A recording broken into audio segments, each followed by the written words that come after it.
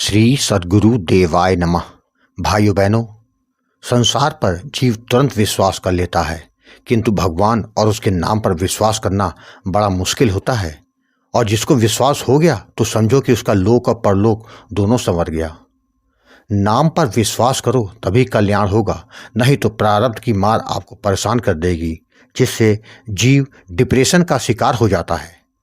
इस दास से बहुत लोग कहते हैं, गुरुजी नाम जप तो कई वर्ष किया किंतु कोई फर्क नहीं पड़ा, क्या वाकई नाम जप से कुछ होता है? इस दास का कहना है कि भाई मेरे, नाम जप के साथ कुछ सावधानी रखनी पड़ती है। यदि सावधानी की तरफ ध्यान नहीं देंगे तो नाम जप का सही फल नहीं मिलता है। यह तो वही बात हो गई कि आपको पानी भरना है तो आप छलनी लेके पहुंच गए, तो क्या छलनी में पानी आएगा? तो जवाब होगा कि नहीं।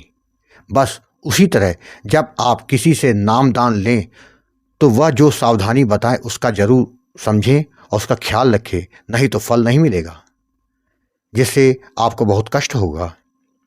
आज जो कथा यह दास सुनाने जा रहा है वह बरेली से सृष्टि जी ने भेजी है। इस कथा से आपको पता चल जाएगा कि आपकी कुंडली में चाहे जो दोष हो उसका निवारण केवल राधा नाम में है। बस भाव और विश्वास के साथ नाम जप करना शुरू कर दो तो जीवन बदल जाएगा। इस कथा को पूरा जानने के लिए इस वीडियो को आखिर तक अवश्य देखिएगा। उससे पहले जिन लोगों ने अच्युत प्रभात यूट्यूब चैनल को अभी तक सब्सक्राइब नहीं किया है, उनसे निवेदन है कि चैनल को सब्सक्राइब करके बेल आइकन अवश्य दबा दें, जिससे नए वीडियो के नोटिफिकेशन लगातार आपको मिलते रहें। इसी के साथ अगर आपको राम नाम के प्रताप से जुड़ी सत्य कथा का आनंद लेना है तो हमारे दूसरे चैनल गोकुल भवन अयोध्या को जरूर देखें। सृष्टि जी ने बताया कि गुरुजी, राधा नाम की शक्ति बहुत है।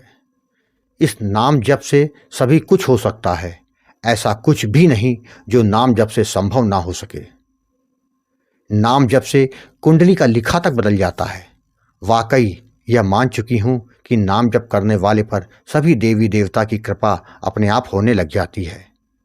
आप एकदम सही कहते हैं कि जिसने नाम को पकड़ लिया उसे कुछ और पकड़ने की जरूरत नहीं होती। नाम अपने आप में पूर्ण है।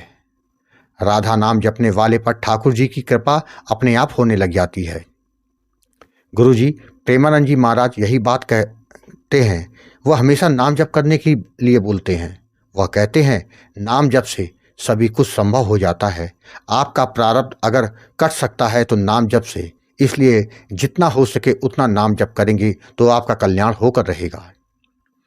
गुरुजी, आज मैं अपने जीवन का एक अनुभव आपके साथ शेयर करना चाहती हूँ, जिससे लोगों को नाम जप करने की प्रेरणा मिल सके।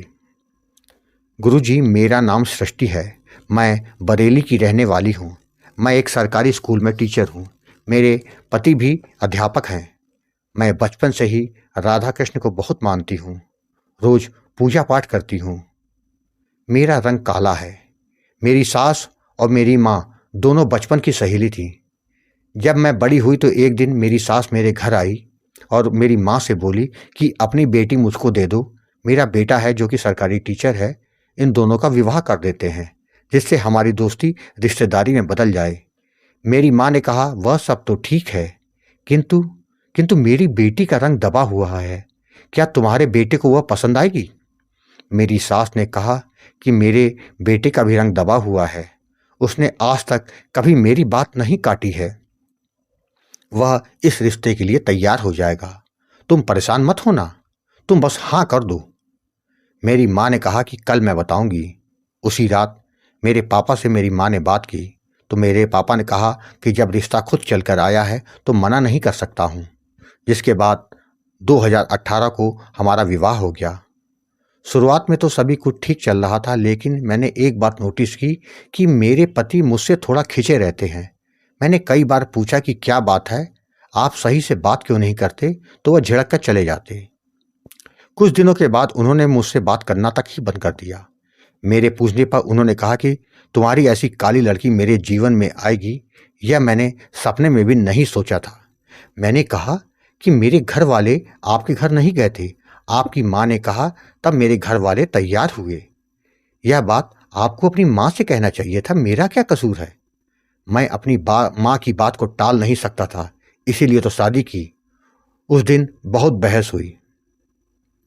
उसके बाद से वह रात में देर से घर आने लगे। ज़्यादातर समय अपने दोस्तों के साथ गुजारते थे। मैं उनको बहुत मनाती, किंतु वह नहीं मानते। यहाँ तक कि वह बाहर ड्राइंग रूम में जाकर सोने लगे। कहते हैं कि तुम जाकर सो जाओ। मैं बहुत रोती थी कि मुझे किस बात की सज़ा मिल रही है, किंतु समय इसी तरह गुजरता जा रहा था।